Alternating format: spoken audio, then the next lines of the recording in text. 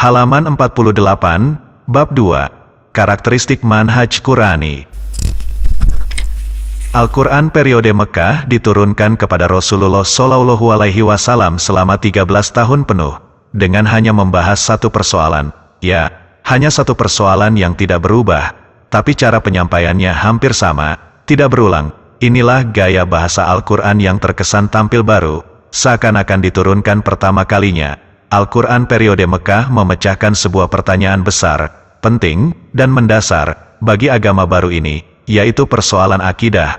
Persoalan ini tercermin dalam prinsip dasarnya, yaitu ketuhanan, uluhiyah, dan peribadatan, serta hubungan antara keduanya.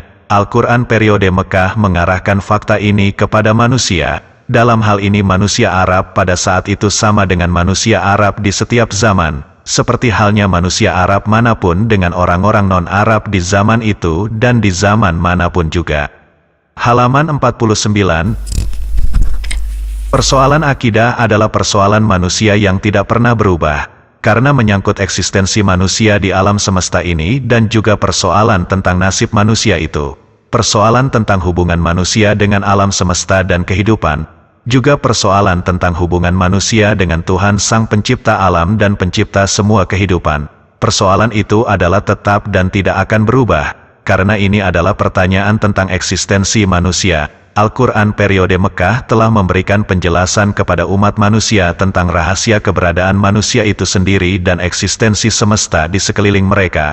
Al-Quran melontarkan pertanyaan kepada manusia, siapakah dia, dari mana dia berasal, mengapa dia diciptakan, lalu kemana ia akan kembali, siapa yang menciptakannya dari tiada menjadi ada.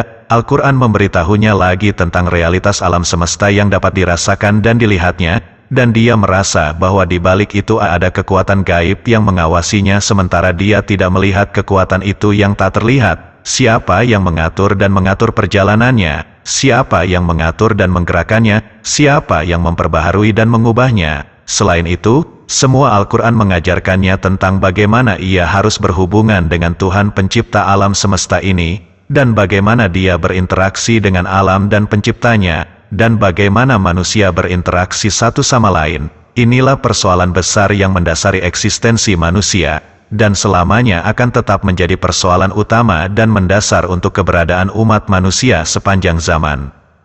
Halaman 50. Dengan demikian, Al-Quran melewati periode 13 tahun genap untuk menjelaskan persoalan besar ini. Al-Quran periode Mekah tidak beranjak dari persoalan mendasar ini menuju persoalan lain tentang sistem kehidupan, sebelum Allah memastikan bahwa persoalan akidah telah dijelaskan sebagaimana mestinya. Akidah telah merasuk kuat di hati manusia-manusia pilihan. Allah telah menggariskan bahwa akidah adalah landasan dari agama Islam ini. Akidah inilah yang mengontrol tata aturan yang mencerminkan ajaran agama Islam ini. Halaman 51.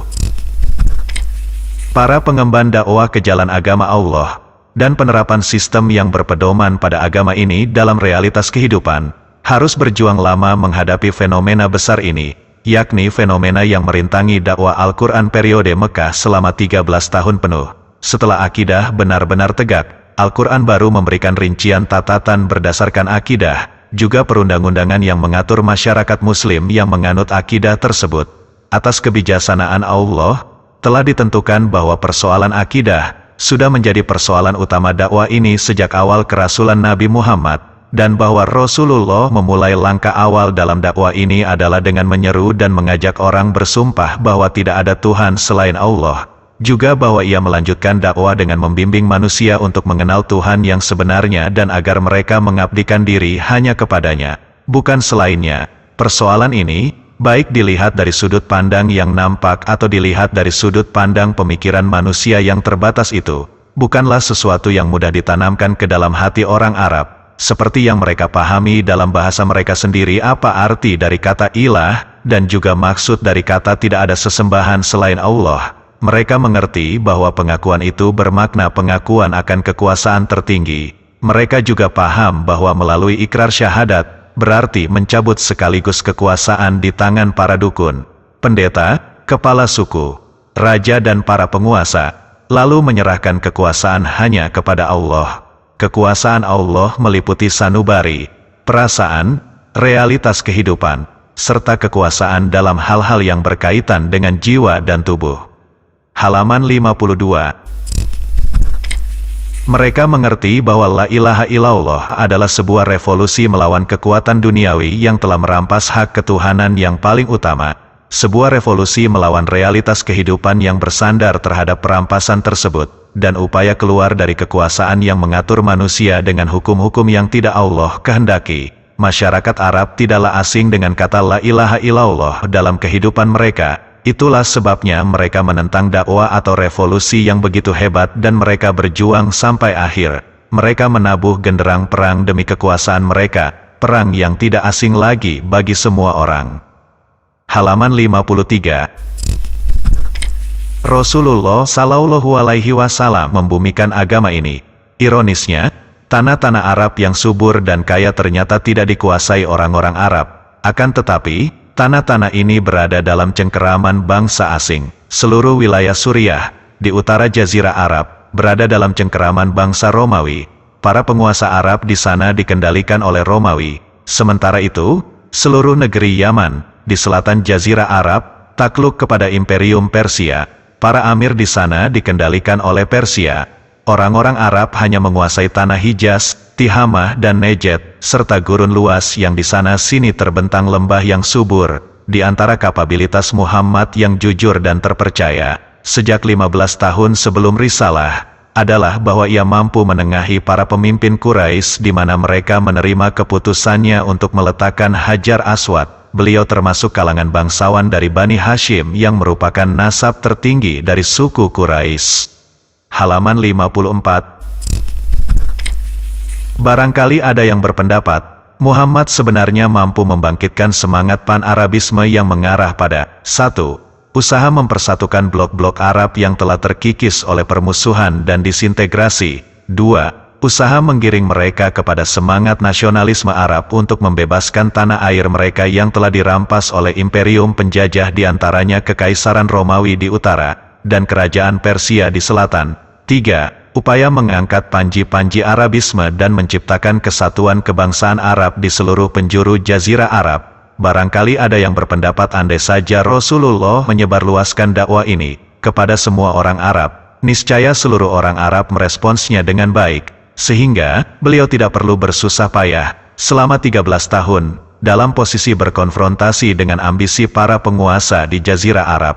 Barangkali ada yang berpendapat Muhammad adalah figur yang tepat untuk diberi tugas ini, dalam rangka membumikan akidah tauhid yang diembannya, dan menjadikan manusia tunduk kepada Tuhan yang Maha Kuasa, setelah sekian lama tunduk pada kekuasaan manusia. Mengingat, orang-orang Arab telah merespons baik terhadap dakwahnya, mereka telah memberi beliau kesempatan memimpin dan mengatur, dan sudah cukup banyak otoritas dalam genggamannya dan keagungan dalam singgasananya. Akan tetapi Allah yang Maha Mengetahui dan Maha Bijaksana, tidak mengarahkan Rasulullah untuk hal ini. Halaman 55. Allah hanya mengarahkan beliau supaya menegakkan kalimat la ilaha illallah, dan agar beliau dan pengikutnya yang minoritas mengemban tugas berat ini. Mengapa demikian? Allah tidak ingin membebani Rasulnya dan orang-orang beriman yang bersamanya. Hanya saja, Allah mengetahui bahwa ini bukanlah solusinya, membebaskan tanah Arab dari cengkeraman Toghut Romawi dan Toghut Persia, lalu menyerahkannya kepada Toghut bangsa Arab bukanlah solusi. Toghut tetaplah Toghut, bumi ini adalah milik Allah, dan wajib dibebaskan demi Allah, dan bumi ini tidak akan bebas demi Allah, kecuali dikibarkan panji la ilaha illallah. Juga bukan merupakan solusi, manusia di tanah Arab ini lepas dari cengkeraman Toghut Romawi dan Toghut Persia, namun, lalu jatuh di tangan Toghut Arab. Toghut tetaplah Taghut, manusia adalah hamba Allah semata, dan mereka baru benar-benar menjadi murni hamba Allah jika telah dikibarkan panji ia ilaha illallah, yakni, ia ilaha illallah sebagaimana dipahami maknanya oleh orang-orang Arab yang mengerti maksud kata-kata tersebut secara bahasa. Maknanya adalah tidak ada kekuasaan tertinggi kecuali kekuasaan Allah, tidak ada syariat kecuali berasal dari Allah, dan tidak ada penguasaan seorang atas orang lain. Demikian ini, karena semua kekuasaan adalah milik Allah, sementara kebangsaan yang dikehendaki oleh Islam adalah kebangsaan akidah. Dengan kebangsaan akidah, maka bangsa Arab, Romawi, dan Persia, juga semua bangsa dan warna kulit pun, adalah sejajar di bawah panji Allah. Inilah solusi sebenarnya. Halaman 56. Rasulullah berdakwah demi tegaknya agama ini. Masyarakat Arab adalah masyarakat terburuk dalam hal pemerataan kekayaan dan keadilan. Hanya kelompok minoritas yang memiliki harta dan barang perniagaan. Mereka menggelar praktik riba sehingga harta dan perniagaan mereka pun menjadi berlipat ganda keuntungannya. Sebaliknya, khalayak mayoritas hanya bersahabat dengan kerasnya kehidupan dan kelaparan. Mereka, minoritas, yang mempunyai kekayaan niscaya memiliki kemuliaan dan kedudukan sosial, sedangkan mayoritas masyarakat hidup tanpa harta benda dan kemuliaan. Barangkali ada yang berpendapat, Muhammad sebenarnya bisa mengangkat panji-panji sosialisme dengan mengobarkan perang melawan kelas borjuis. Beliau juga bisa mengusung dakwah yang mengarah pada revolusi dan mengembalikan harta orang-orang kaya kepada orang miskin. Bisa jadi ada yang berpendapat, seandainya ketika itu Muhammad menyebarluaskan dakwah ini, niscaya orang Arab akan terbagi menjadi dua kelompok. Kelompok pertama adalah kelompok mayoritas yang bergabung dengan dakwah baru ini untuk menentang kesewenang-wenangan kaum hartawan, para tokoh dan para penguasa, dan kelompok kedua adalah kelompok minoritas yang berbelimang kekayaan. Bila demikian, seluruh lapisan masyarakat tidak perlu berdiri dalam satu barisan di hadapan panji la ilaha illallah, yang ketika itu belum dikibarkan di cakrawala kecuali oleh sekelompok orang. Halaman 57. Barangkali ada yang berpendapat, Muhammad adalah figur yang tepat, mengingat orang-orang Arab telah merespons baik dakwahnya, dan mempercayai kepemimpinannya. Bermodalkan ini, beliau bisa saja mengalahkan tirani minoritas dan mengambil alih kekuasaannya. Seharusnya, beliau menggunakan kedudukan dan kekuasaannya demi membumikan akidah tauhid yang dibawa dari Tuhannya, dan menundukkan manusia kepada kekuasaan Tuhan mereka setelah sekian lama mereka tunduk kepada kekuasaan manusia.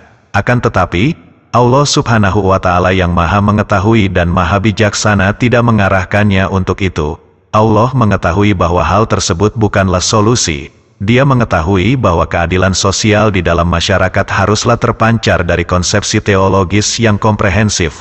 Konsepsi ini mengembalikan semua urusan kepada Allah, dan sepenuhnya menjalankan apa yang telah ditetapkan Allah berupa keadilan pemerataan dan kesejahteraan bersama. Dengan konsepsi ini, entah penguasa ataupun rakyat, harus menjalankan tatanan yang disyariatkan oleh Allah. Konsepsi ini mengandaikan adanya loyalitas dalam tatanan tersebut terhadap kebaikan dan kebajikan secara seimbang di dunia dan akhirat. Jangan sampai jiwa-jiwa dipenuhi dengan ketamakan, jangan sampai hati ini dipenuhi dengan dendam, jangan sampai semua persoalan harus diselesaikan dengan pedang dan tongkat, ataupun dengan intimidasi dan teror. Semua itu sama halnya menjerumuskan diri dalam realitas yang tidak didasarkan pada syahadat la ilaha illallah. Halaman 58. Rasulullah diutus ketika level moralitas di Jazirah Arab sedang jatuh pada titik nadir dalam berbagai dimensinya, dan di sisi lain, tabiat Badui yang menonjol merebak di masyarakat, kezaliman merajalela di dalam masyarakat. Hal ini tergambar dari syair Zuhair bin Abi Salma. Barang siapa yang tidak menyelesaikan persoalan dengan pedangnya, maka ia akan hancur, dan barang siapa yang tidak mau menzalimi, maka ia akan dizalimi. Demikian juga yang tergambar dalam ungkapan populer pada zaman jahiliyah, tolonglah saudaramu, baik dia seorang yang menzalimi ataupun dizalimi. Tradisi minum khamr dan bermain judi merebak dalam masyarakat. Hal ini tergambar dalam sekelompok bait dari syair jahiliyah, seperti yang dikatakan oleh Tarfah bin Al-Ab, seandainya ketiganya sudah lewat usia muda, dan aku tidak mengetahui kapan aku menjadi tua, bersama mereka kuhabiskan hari-hari cerah dengan minuman, seperti mayat, jika tersentuh air akan pucat, minuman, kenikmatan, usaha, nafkah, dan hartaku, adalah khamr. Halaman 59. Sampai akhirnya keluarga sangat marah kepadaku, semuanya, dan aku mengasingkan diri seperti keledai yang diperbudak. Dekadensi moral dengan segala bentuknya menjadi cerminan dari masyarakat ini. Beginilah kondisi masyarakat jahiliyah, baik jahiliyah kuno ataupun modern. Aisyah radhiyallahu anhu menuturkan perihal ini sebagaimana uraian berikut. Pernikahan pada zaman jahiliyah memiliki 4 pola. Di antaranya, ada yang seperti pernikahan orang-orang sekarang ini, yaitu, seorang laki-laki melamar kepada seseorang untuk mendapatkan anak gadisnya atau perempuan di bawah perwaliannya. Kemudian ia membayar mahar, dan lalu menikahinya. Pola pernikahan lainnya yaitu seorang laki-laki berkata kepada istrinya setelah ia suci dari haid, "Pergilah kepada si fulan dan bersenggamalah dengannya." Suaminya kemudian mengasingkannya dan tidak menyentuhnya sama sekali sampai akhirnya istrinya benar-benar hamil dengan laki-laki yang menyenggamainya. Setelah kehamilannya benar-benar jelas, maka suaminya ingin mempertahankannya. Dia melakukan hal ini hanya karena senang kepada anak yang dikandung istrinya. Pernikahan ini disebut dengan pernikahan istibda. Pernikahan yang lain adalah sekelompok laki-laki yang tak mempunyai hubungan keluarga dengan si wanita, berkumpul dan bersenggama dengan wanita itu. Semuanya menyenggamainya. Wanita tersebut hamil lalu melahirkan. Suatu malam setelah wanita itu melahirkan, ia mengandung mereka dan tak seorang menolaknya, hingga mereka pun berkumpul di dekatnya. Halaman 60. Wanita itu berkata kepada mereka, "Kalian semua telah mengetahui apa yang telah kalian lakukan. Kini, aku telah mempunyai anak, ini adalah anakmu wahai Fulan, kamu boleh menamainya dengan nama yang kamu suka." Kemudian laki-laki yang ditunjuk harus membawa anak itu. Ia tak boleh menolaknya. Pernikahan yang keempat yaitu, banyak laki-laki berkumpul, kemudian mereka menyenggamai wanita, dan wanita ini tidak dapat menolak siapapun yang datang. Wanita-wanita seperti itu adalah para pelacur. Siapapun yang menginginkan, ia bisa menyenggamainya. Jika salah seorang wanita itu hamil dan melahirkan anak, para lelaki itu pun mendatangi si wanita dan memanggil beberapa orang pintar. Kemudian orang pintar ini mengaitkan ciri fisik si anak dengan ciri fisik para lelaki itu. Halaman 61. Yang dianggap sesuai maka harus mengakui dan menganggapnya sebagai anaknya. Lalu dipanggillah si anak dan diserahkan kepadanya, dan lelaki itu tak boleh mengelak. Catatan kaki 6, diriwayatkan oleh Imam Bukhari dalam Kitabun Nikah. Barangkali ada yang berpendapat, Muhammad Shallallahu Alaihi Wasallam sebenarnya mampu menggemakan dakwahnya sebagai dakwah pembaharuan, dakwah islahiyah, demi menegakkan moralitas, membersihkan masyarakat, dan menyucikan jiwa-jiwa mereka. Barangkali ada yang berpendapat, Muhammad sebenarnya sudah menemukan sebagaimana para pembaharu moralitas di lingkungan manapun yang menemukan jiwa-jiwa suci yang saat itu masih dihinggapi kotoran. Jiwa-jiwa inilah yang akan dipenuhi spirit dan keberanian untuk mengumandangkan dakwah pembaharuan dan penyucian. Barangkali ada yang berpendapat, seandainya Rasulullah melakukan dakwah pembaharuan, niscaya akan mendapatkan respons luar biasa seketika itu dari kelompok masyarakat yang baik, yang akhlaknya terpuji dan jiwanya tercerahkan. Mereka lebih mudah menerima dan mengemban dakwah, sehingga sebetulnya beliau cukup melakukan ini daripada menyerukan dakwah la ilaha illallah yang sejak awal sudah mendapatkan penentangan. Akan tetapi, Allah mengetahui bahwa ini bukanlah solusi. Allah mengetahui bahwa moralitas haruslah berlandaskan akidah. Halaman 62. Akidahlah yang menyusun considerance dan menetapkan nilai moralitas. Considerance dan nilai moralitas inilah yang menjadi acuan bagi kekuasaan pemerintah. Kekuasaan ini kemudian memformulasi konsep penghargaan bagi orang-orang yang berpegang teguh pada orang yang considerance dan nilai-nilai tersebut, dan hukuman, punishment, bagi orang yang melanggarnya. Jika sebelumnya tidak ditanamkan akidah yang mengendalikan suatu kekuasaan, maka nilai apapun akan menjadi goyah. Demikian juga, moralitas yang dijadikan fundamen akan mudah goyah. Tanpa sistem kontrol, tanpa penguasa dan tanpa adanya penghargaan ataupun hukuman, ketika akidah sudah tertanamkan melalui usaha yang gigih, dan kekuasaan menjadikannya sebagai pilar, ketika manusia sudah mengetahui Tuhannya yang merupakan sesembahan satu-satunya, ketika manusia telah terbebaskan dari kekuasaan hamba dan hawa nafsu, dan ketika dalam hati telah terpatri la ilaha illallah, maka dengan semua itu Allah akan mewujudkan apapun yang dibutuhkan oleh penduduknya. Halaman 63. Sehingga, menjadi bersihlah tanah Arab ini dari kekuasaan Romawi dan Persia. Ini semua tidaklah dalam rangka menancapkan kekuasaan Arab, akan tetapi untuk menancapkan kekuasaan Allah. Tanah Arab akan suci dari penguasa Toghut manapun, baik Romawi, Persia, ataupun Arab sendiri. Dengan demikian, masyarakat akan terbebas dari segala ketidakadilan sosial dan menjadi tegaklah tatanan Islami. Dalam kondisi ini, masyarakat akan menyesuaikan dengan keadilan Allah dan mempertimbangkan sesuatu berdasarkan pertimbangan dari Allah. Lebih dari itu, mereka akan mengibarkan panji keadilan sosial atas nama Allah semata dan menyebutnya sebagai bagian dari simbol Islam tanpa dibarengi dengan simbol lain. Kemudian mereka menuliskan pada simbol itu La ilaha illallah. Walhasil, menjadi bersihlah pribadi dan moralitas masyarakat, sucilah hati dan jiwanya meski tanpa adanya batasan dan sanksi-sanksi yang disyariatkan oleh Allah, kecuali dalam kondisi yang jarang terjadi. Demikian ini karena adanya kontrol terhadap nurani, juga karena adanya keinginan yang kuat memperoleh ridho Allah dan pahalanya, serta merasakan kehidupan dan ketakutan atas amarah dan azabnya. Semua ini menggantikan posisi segala bentuk kontrol sosial dan hukuman. Halaman 64. Kemanusiaan akan terangkat martabatnya, baik dalam hal tatanannya, moralitasnya, dan semua dimensi kehidupannya. Kemanusiaan akan terangkat ke puncak yang menjulang, di mana belum pernah ditapaki siapapun sebelumnya, dan bahkan setelahnya, kecuali dalam naungan Islam. Sungguh sempurna semua itu. Sementara orang-orang yang menegakkan agama ini dalam konsep negara, peraturan, perundang-undangan, dan hukum-hukum, sebelumnya mereka telah menegakkannya dalam sanubari dan kehidupan mereka, dalam konsep akidah, akhlak, ibadah, dan tingkah laku. Mereka mengejar satu janji ketika hendak menegakkan agama Islam, satu janji yang tidak bisa ditundukkan ataupun dikalahkan, hanya demi tegaknya agama Islam di tangan mereka, satu yang tidak berkaitan dengan apapun di dunia ini. Satu janji itu adalah surga. Inilah yang dijanjikan untuk mereka yang telah berjihad, yang didera duka dan kegetiran, yang berjuang mati-matian di jalan dakwah. Mereka menghalau kejahiliahan dengan sesuatu yang dibenci oleh penguasa, kapanpun dan dimanapun, yaitu la ilaha illallah. Ketika Allah memberikan mereka cobaan, mereka bersabar.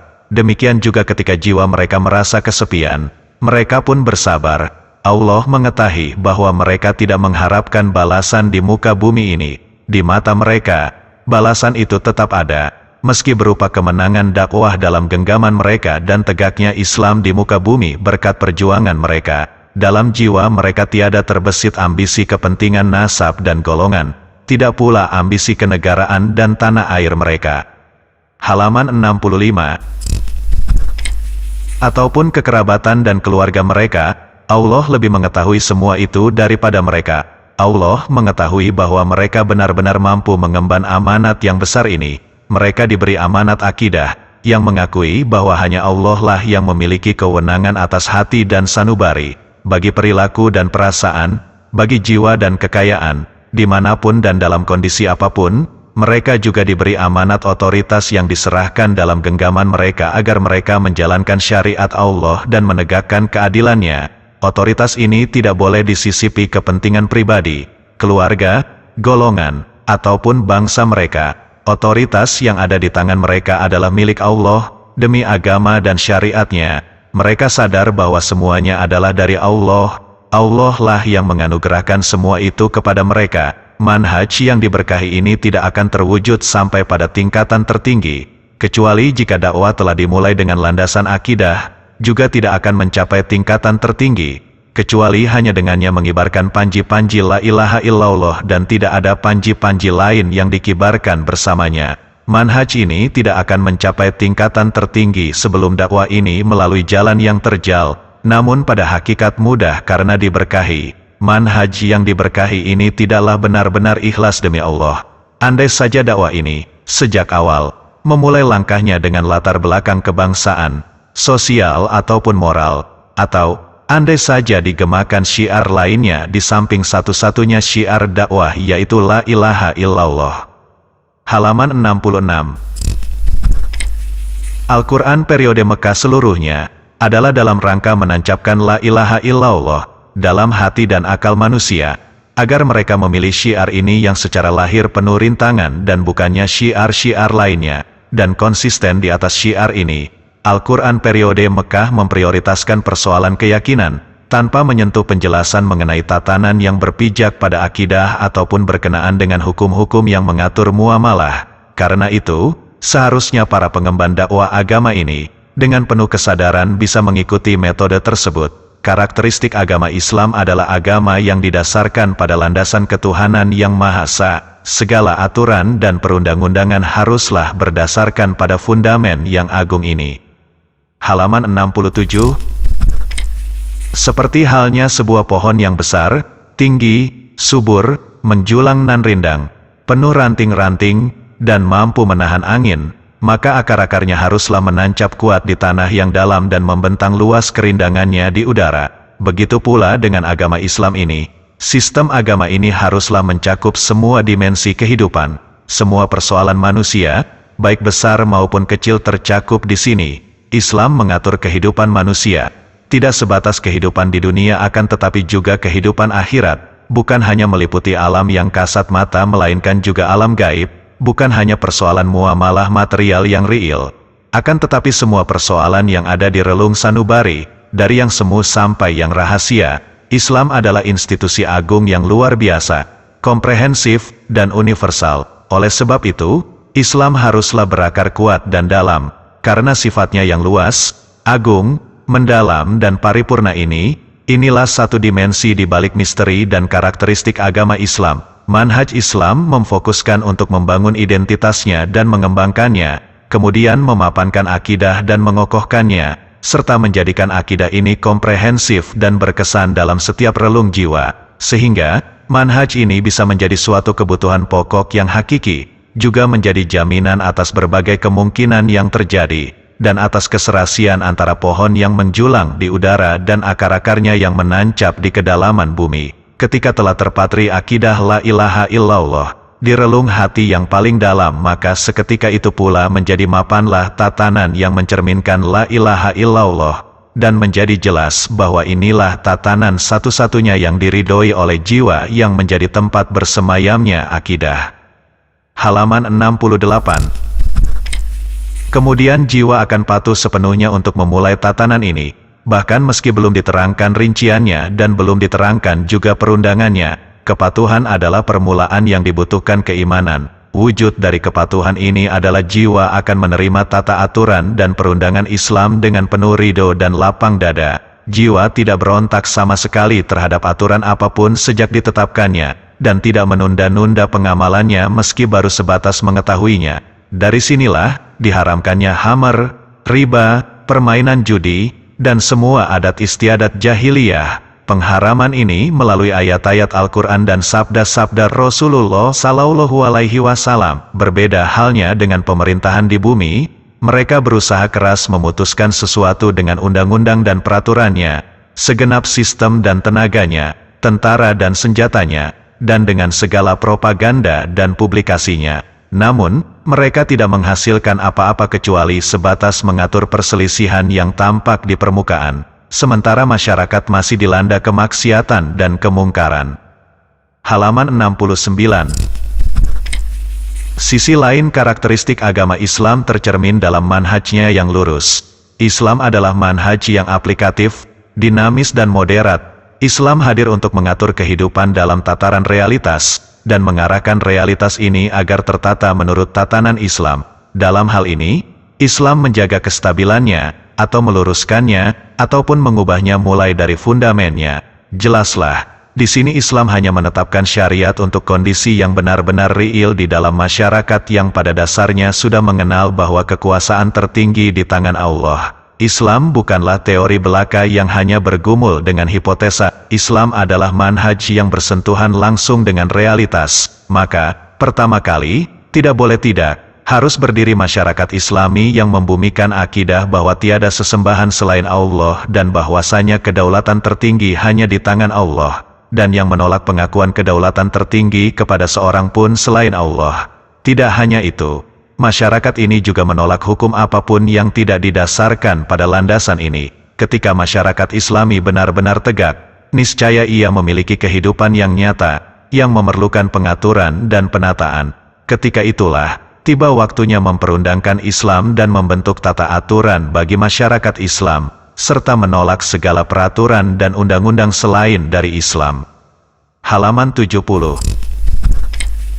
Oleh sebab itulah, demi akidah ini, umat Islam harus mempunyai kekuasaan atas diri mereka secara pribadi ataupun komunal, yang menjamin berlakunya peraturan dan perundang-undangan Islam dalam masyarakat. Dengan demikian, maka peraturan dan perundangan Islam menjadi agung, adalah kebutuhan mendesak bagi kehidupan masyarakat Islam, yakni mengimplementasikan peraturan dan perundang-undangan Islam. Umat Islam di Mekah belum mempunyai kekuasaan atas diri mereka secara pribadi ataupun komunal. Mereka belum mempunyai kehidupan yang bebas untuk menerapkan hukum-hukum Allah. Oleh sebab itu, pada periode ini Allah belum menurunkan kepada mereka peraturan dan perundang-undangan Islam. Allah hanya menurunkan tuntunan akidah dan moralitas yang berpijak pada akidah yang telah tertancap dalam sanubari yang paling dalam.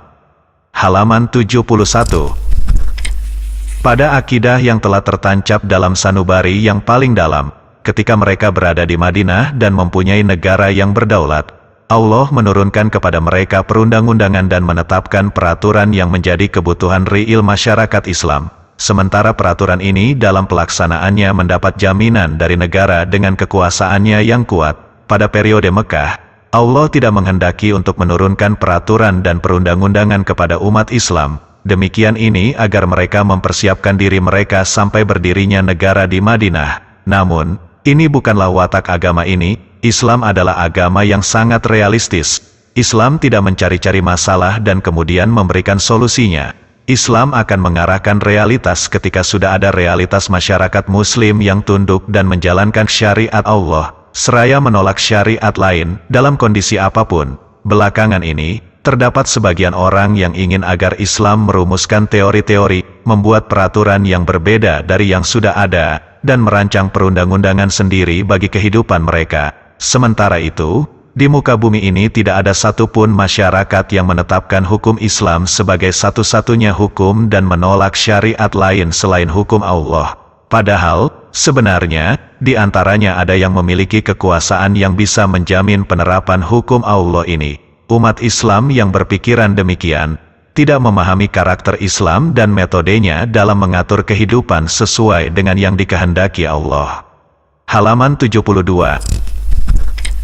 Mereka ingin mengubah karakter, manhaj, dan kesejarahan Islam agar menyerupai teori-teori kemanusiaan dan manhaj-manhaj kemanusiaan. Mereka tergesa-gesa merespons hasrat-hasrat temporer yang ada dalam jiwa mereka. Hasrat ini muncul disebabkan kekalahan batin dalam jiwa mereka dari sistem-sistem manusia yang sepele.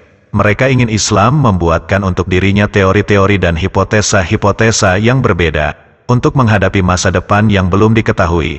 Akan tetapi, Allah menginginkan Islam menjadi seperti apa yang dikehendakinya. Suatu akidah haruslah memenuhi relung hati dan menguasai sanubari. Akidah menghendaki manusia tunduk sepenuhnya hanya kepada Allah dan hanya mau menerima hukum-hukum Allah, tidak yang lain. Ketika akidah sudah tertata dalam hati umat Islam, dan mereka sudah benar-benar mempunyai penguasa dalam masyarakat mereka, barulah dimulai perundang-undangan Islam untuk memenuhi kebutuhan real mereka dan mengatur realitas kehidupan mereka. Halaman 73.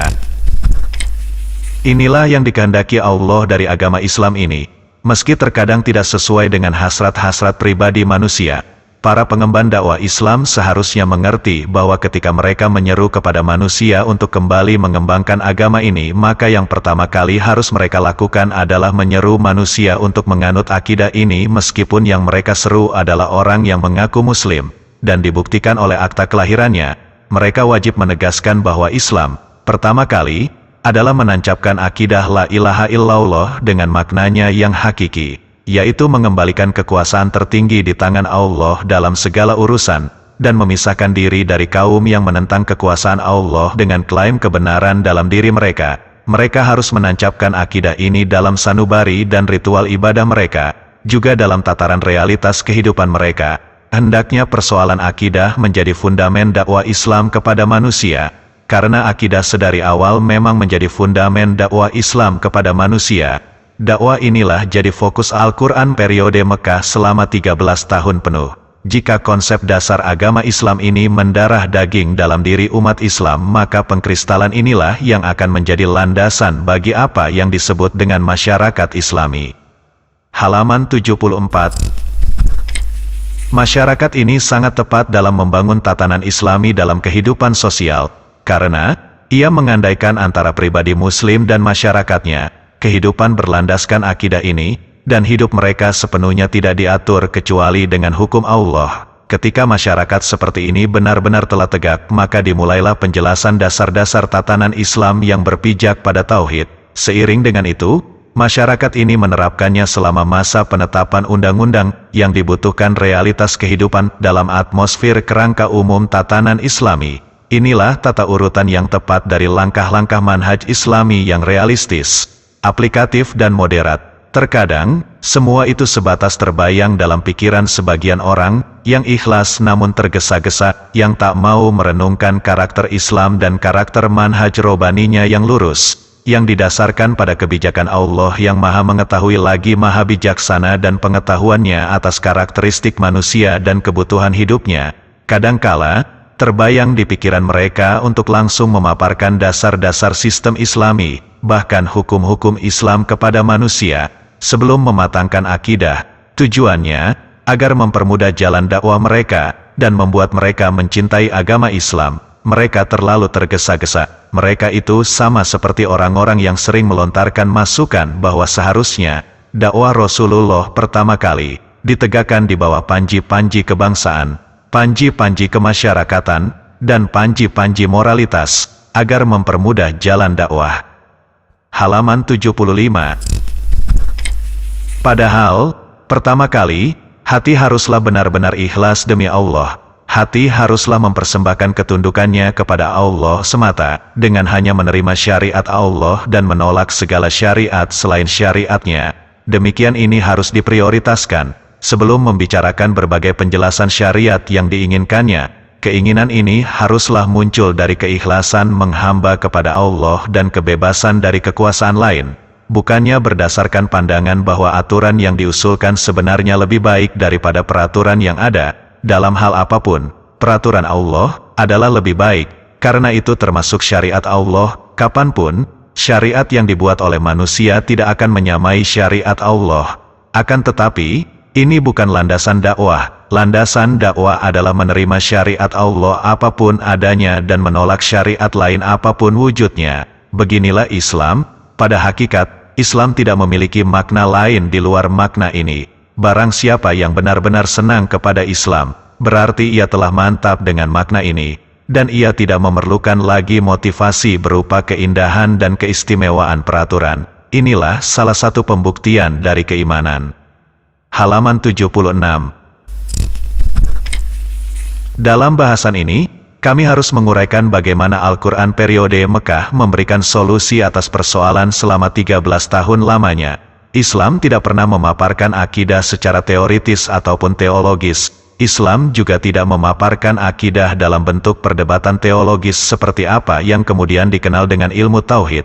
Sekali-kali tidak. Al-Quran Al-Karim berbicara fitrah manusia, baik mengenai eksistensinya maupun eksistensi yang ada di sekitarnya dengan bukti-bukti dan argumentasi-argumentasi. Al-Quran menaungi fitrah manusia dari awan hitam, dan membebaskan indera penerimanya yang alami dari sesuatu yang memasungnya dan merusakkan fungsinya.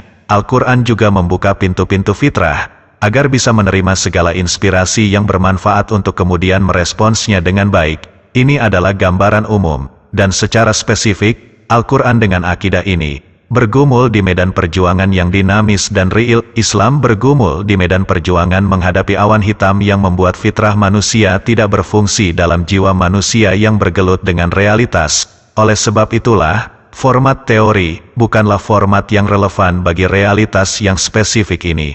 Al-Quran mengusung format face-to-face yang dinamis dalam menghadapi berbagai konsekuensi, sekat-sekat dan kendala baik berkaitan dengan kejiwaan ataupun realita. Begitu juga perdebatan intelektual yang berpijak pada logika formal yang belakangan ini dikembangkan oleh ilmu kalam, bukanlah format yang relevan. Halaman 77.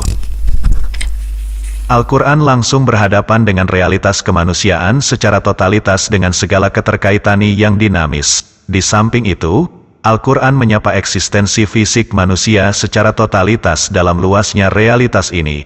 Dengan demikian, teologi pun bukan format yang relevan. Akidah Islam meski berupa keyakinan mencerminkan manhaj hidup yang realistis untuk dipraktikkan dalam perbuatan. Akidah Islam tidaklah terjebak dalam sudut sempit yang hanya berisi pembahasan-pembahasan teologi secara teoritis. Mengingat perannya dalam pembangunan akidah di dalam sanubari komunitas muslim, Al-Quran dengan komunitas ini terjun dalam medan perjuangan besar melawan kejahiliyahan yang ada di sekitarnya. Demikian juga, Al-Quran mengobarkan perlawanan akbar terhadap segala pengaruh jahiliyah yang ada dalam sanubari, moralitas dan realitas masyarakat. Dari sini, jelaslah bahwa pemantapan akidah tidak dalam format teori, tidak juga teologi ataupun perdebatan teologis, akan tetapi dalam format masyarakat organik yang dinamis dan struktur sistemik yang bersentuhan langsung dengan kehidupan yang mencerminkan masyarakat Islami sesungguhnya. Perkembangan komunitas muslim terjadi dalam hal konsepsi teologis,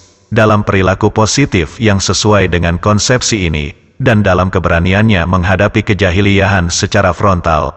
Pada dasarnya, perkembangan ini sepenuhnya mencerminkan adanya peningkatan pemantapan akidah dan dinamikanya. Demikianlah manhaj Islam yang mencerminkan karakteristiknya. Halaman 78. Oleh sebab itu, menjadi suatu keniscayaan bagi para pengemban dakwah Islam, yakni memahami karakteristik agama ini dan manhajnya, sebagaimana format yang telah kami jelaskan. Tujuannya agar mereka mengetahui bahwa fase pemantapan akidah yang berlangsung lama pada periode Mekah, dalam format di atas, tidak terlepas dari fase pembentukan perilaku bagi harokah Islami dan struktur real pada komunitas Muslim. Periode Mekah bukanlah fase perumusan dan pengkajian teori, melainkan periode pembangunan yang fundamental bagi akidah, masyarakat, harokah, dan eksistensi nyata, secara kolektif. Demikianlah, format ini seyogianya terjadi, ketika saya, penulis, hendak membangunnya sekali lagi. Jelaslah, fase pembangun akidah membutuhkan waktu yang lama. Halaman 79. Langkah-langkah pembangunan akidah perlu dilakukan secara perlahan, mendalam dan dinamis. Begitu pula, seyogianya fase tersebut bukan sekadar fase pengkajian teori terhadap akidah, melainkan menjadi fase pengejawantahan akidah terlebih dahulu ke dalam konsep yang dinamis, yang tercermin dalam sanubari yang adaptif terhadap akidah. Konsepsi ini tercermin juga dalam konstruksi sosial dan masyarakat yang dinamis, yang perkembangannya baik secara internal ataupun eksternal mengindikasikan peningkatan akidah secara nyata. Lebih dari itu, konsepsi ini tercermin dalam harokah nyata yang menentang kejahiliyahan, dan yang bergumul langsung dalam perjuangan melawan kejahiliyahan, baik dalam tataran pemikiran ataupun realitas. Demikian ini, agar akidah terjawantahkan secara dinamis, dan akan berkembang secara perlahan dalam medan perjuangan, adalah salah besar, dalam parameter Islam, jika akidah mengkristal dalam format teori sebatas kajian intelektual ataupun episteme budaya. Bahkan pandangan semacam ini sangat membahayakan Islam. Selama 13 tahun penuh membangun akidah, Al-Quran belumlah tuntas, karena itu adalah periode pertama. Seandainya Allah menghendaki, Dia mampu menurunkan Al-Quran semuanya sekaligus, kemudian membiarkan para hambanya mempelajarinya selama kurang lebih 3 tahun sampai mereka memahami betul Islam secara teoretis. Halaman 80. Akan tetapi, Allah menghendaki hal lain. Allah menghendaki manhaj yang spesifik dan berbeda. Allah ingin membangun komunitas, harokah, dan akidah dalam waktu bersamaan, dan Allah menghendaki pembangunan masyarakat dan harokah yang berakidah, dan membangun akidah yang memiliki masyarakat dan harokah. Allah menghendaki akidah menjadi realitas masyarakat yang berharokah, dan menghendaki realitas masyarakat berharokah yang sebenarnya menjadi entitas real dari akidah. Allah mengetahui bahwa membangun jiwa dan masyarakat tidak bisa dilakukan dalam sehari semalam, perlu cukup waktu untuk membangun akidah yang mantap yang menjadi landasan bagi jiwa dan masyarakat. Jika pembentukan akidah benar-benar matang, maka masyarakat adalah indikator dari matangnya pembangunan akidah tersebut. Halaman 81. Inilah karakter agama Islam, seperti yang telah kami simpulkan dari manhaj Islam periode Mekah. Kita seharusnya memahami karakter ini, Jangan sampai kita berusaha mengubahnya sebatas demi memenuhi keinginan-keinginan temporal karena kekalahan terhadap teori-teori kemanusiaan. Dengan karakter inilah, dibangun masyarakat Islam untuk pertama kalinya.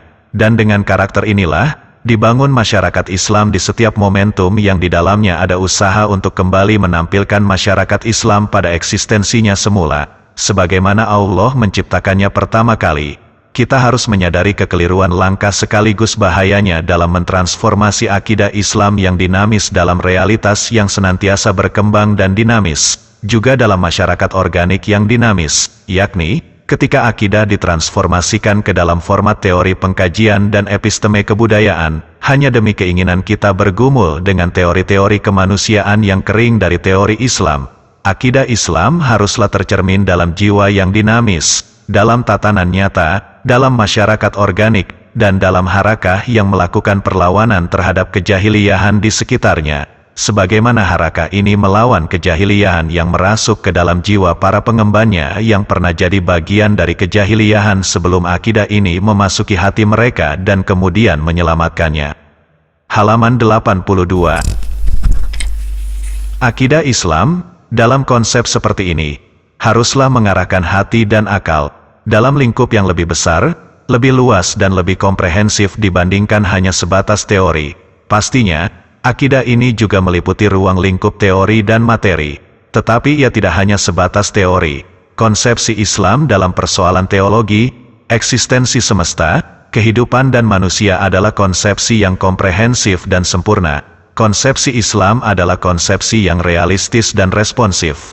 Karakternya tidak ingin mencerminkan konsepsi intelektual yang epistemis, sebab ini akan menyalahi karakter dan tujuan dari konsepsi Islam yang sebenarnya. Konsepsi Islam harus tercermin dalam kemanusiaan, sistem yang dinamis, nyata, cara pembentukannya haruslah tumbuh melalui kemanusiaan dan tatanan yang dinamis, serta harokah yang nyata. Oleh sebab itu, konsepsi Islam bersifat teoritis sekaligus realistis. Konsepsi Islam bukanlah teori yang realitas, akan tetapi mengejawantah dalam realitas yang dinamis. Biasanya, suatu teori didapatkan dari realitas yang dinamis, sehingga teori merupakan representasi dari realitas. Ini adalah suatu kesalahan jika dianalogikan dengan karakter dan tujuan Islam serta cara pembentukan dirinya. Allah berfirman, dan Al-Quran kami turunkan berangsur-angsur agar engkau, Muhammad, membacakannya kepada manusia, perlahan-lahan. Kami menurunkannya secara bertahap. Quran Surat Al-Isra, ayat 106. Halaman 83. Turunnya Al-Quran secara berangsur-angsur mempunyai tujuan. Demikian pula penjelasannya secara perlahan-lahan. Tujuannya adalah untuk menyempurnakan konstruksi formal akidah, yaitu akidah yang terimplementasikan dalam bentuk tatanan yang dinamis, bukan sekadar teori. Para pemeluk Islam yang merupakan agama Rabbani, wajib memahami dengan saksama bahwa manhaj Islam dalam tindakan nyata adalah juga manhaj Rabbani yang sesuai dengan karakternya, dan tidak mungkin memisahkan substansi Islam dari manhajnya dalam hal tindakan. Umat Islam juga harus memahami bahwasanya Islam, sebagaimana hadir untuk mereformasi konsepsi teologis sekaligus realitas dinamis, hadir dengan misi mereformasi manhaj yang dibangun oleh konsepsi teologis tersebut.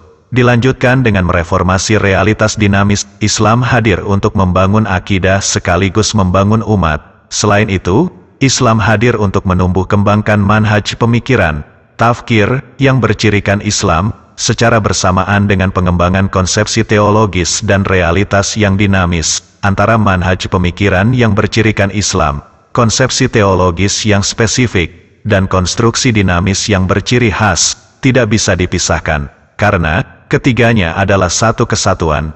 Jika kita telah mengetahui manhaj Islam dalam tindakan seperti yang telah kami jelaskan, maka kita akan menyadari bahwa manhaj ini adalah otentik.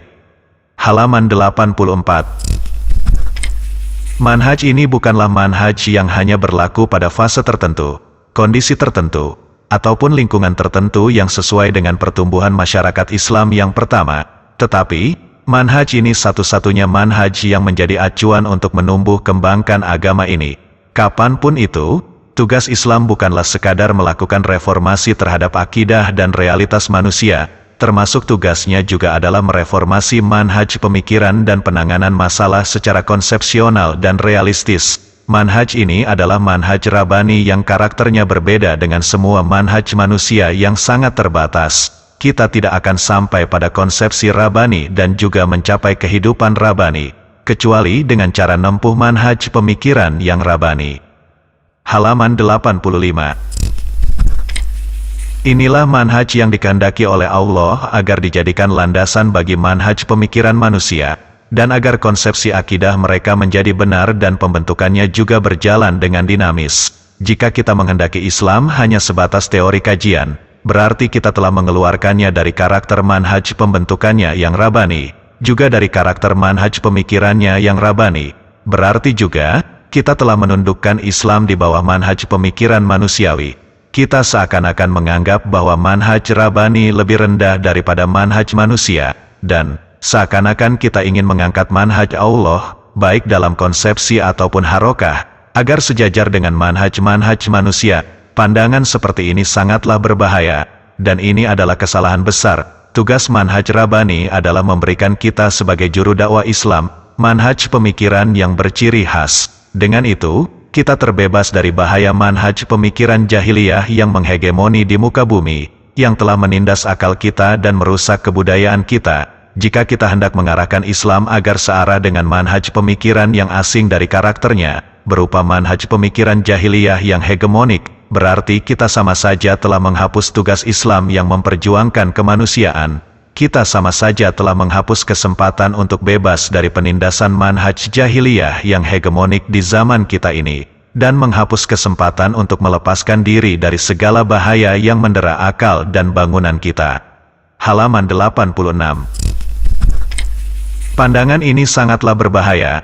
Sebuah kesalahan besar, manhaj pemikiran dan harokah dalam membangun Islam tidak kalah pentingnya dari manhaj konsepsi teologis dan tatanan yang dinamis. Keduanya tidak bisa dipisahkan. Bagaimanapun juga, sangat berbahaya apabila kita hendak mewujudkan konsepsi dan tatanan ini secara ekspresif. Dalam hal ini, kita harus beranggapan dalam benak kita bahwa Islam tidak muncul di muka bumi dalam bentuk harokah realistis. Bahkan kita berasumsi bahwasanya Islam dalam formatnya tersebut tidak akan menghasilkan manfaat atas dedikasi kita, kecuali bagi orang yang benar-benar aktif dalam harokah Islam. Intinya, sesuatu yang hendak dicapai diri mereka atas usaha Islam dalam format ini, yaitu mereka ingin berjuang sebisa mungkin untuk benar-benar mencapainya perjalanan harokah mereka. Penulis tegaskan sekali lagi bahwa konsepsi teologis harus tercermin seketika dalam masyarakat dinamis, dan hendaknya masyarakat yang dinamis ini, pada saat itu juga menjadi cerminan yang benar dan perwujudan hakiki bagi konsepsi teologis. Sekali lagi penulis tegaskan, ini adalah manhaj yang alami bagi Islam yang bersifat Rabbani. Manhaj ini adalah manhaj yang agung, lurus, paling efektif, dan lebih sesuai dengan fitrah manusia. Manhaj ini adalah formulasi teori-teori sempurna dan independen yang dipersembahkan bagi intelektualitas manusia sebelum mereka disibukkan dengan realita harokah, dan sebelum diri mereka menjadi sebuah biografi dinamis, yang berkembang selangkah demi selangkah untuk menjadi simbol bagi konsep teoritis ini. Halaman 87. Jika konsep tersebut sudah benar dalam dasar teorinya, maka sudah tepat waktunya untuk membangun dasar-dasar tatanan Islam yang mencerminkan konsepsi Islami atau memaparkan hukum-hukum yang menjelaskan tatanan ini. Kejahiliahan yang ada di sekitar kita telah menindas urat saraf sebagian juru dakwah Islam yang ikhlas. Kejahiliahan ini mendorong mereka tergesa-gesa menempuh prosedur sistematis dari penggunaan manhaj Islam. Kejahiliahan ini juga terkadang mencederai pikiran mereka. Jahiliyah akan melontarkan pertanyaan kepada mereka, manakah penjelasan-penjelasan tatanan yang kalian dakwakan? Apa saja yang kalian persiapkan untuk mengimplementasikannya? Penelitian, kajian, ataukah fikih yang berdasarkan prinsip-prinsip modern? Banyak orang di zaman ini yang menganggap bahwa penegakan syariat Islam di muka bumi hanya sebatas hukum-hukum fikih dan pembahasan-pembahasan fikih Islam. Seakan-akan orang yang tunduk kepada kedaulatan Allah cukup rida dengan hanya berhukum dengan hukumnya. Hanya saja, mereka tidak menemukan orang-orang yang bisa berijtihad fikih secara mendetail dengan metodologi modern. Halaman 88. Sungguh ironi yang sarkastis yang harus disingkirkan jauh-jauh oleh setiap orang yang mempunyai hati untuk menyadari bahwa Islam harus dimuliakan. Jahiliyah, dengan kondisi terpojok ini, hanya ingin menemukan justifikasi untuk menyingkirkan syariat Allah dan melanggengkan penghambaan manusia kepada sesamanya. Jahiliyah ingin memalingkan komunitas muslim dari manhaj rabbaninya. Ia mendorong mereka melewati begitu saja fase pembangunan akidah dalam bentuk harokah, di samping membelokkan manhaj para juru dakwah Islam dari karakternya. Padahal, karakter inilah yang menjadikan teori mengkristal di tengah-tengah harokah, menampilkan wajah tatanan Islam melalui praktik, dan menjalankan hukum-hukum Islam dalam kehidupan Islami yang realistis dengan segenap problematikanya. Menjadi keharusan bagi juru dakwah untuk tidak menanggapi manuver ini. Mereka harus menepis upaya pendiktean manhaj asing atas harokah dan agama mereka. Mereka tidak boleh gentar terhadap orang-orang yang tidak mempunyai keyakinan. Para juru dakwah Islam harus bisa menyingkap manuver marginalisasi di atas, lalu mengatasinya. Mereka juga harus menepis ironi sarkastik yang kemudian dikenal dengan pengembangan fikih Islam dalam masyarakat yang tidak tunduk pada syariat Allah dan tidak menolak syariat yang lainnya. Mereka harus mencegah upaya pengalihan umat dari tindakan yang bernilai guna dengan penebaran benih di udara. Mereka harus mengantisipasi muslihat yang licik ini. Halaman 89. Para juru dakwah wajib beraktivitas sesuai dengan manhaj Islam. Ini termasuk bagian dari rahasia kekuatannya. Begitu pula, hal ini menjadi sumber kekuatan mereka. Manhaj dalam Islam adalah sama dengan kebenaran. Keduanya tidak bisa dipisahkan. Segala manhaj asing tidak mungkin bisa mewujudkan Islam. Manhaj-manhaj asing barangkali bisa mewujudkan sistem kemanusiaan, akan tetapi tidak mungkin bisa mewujudkan manhaj kita, sedangkan berpegang teguh pada manhaj adalah suatu keharusan seperti halnya berpegang teguh pada akidah, juga seperti berpegang teguh pada sistem. Bagi setiap harokah Islamiyah, Allah berfirman, sungguh, Al-Quran ini memberi petunjuk ke jalan yang paling lurus. Quran Surat Al-Isra, ayat 9.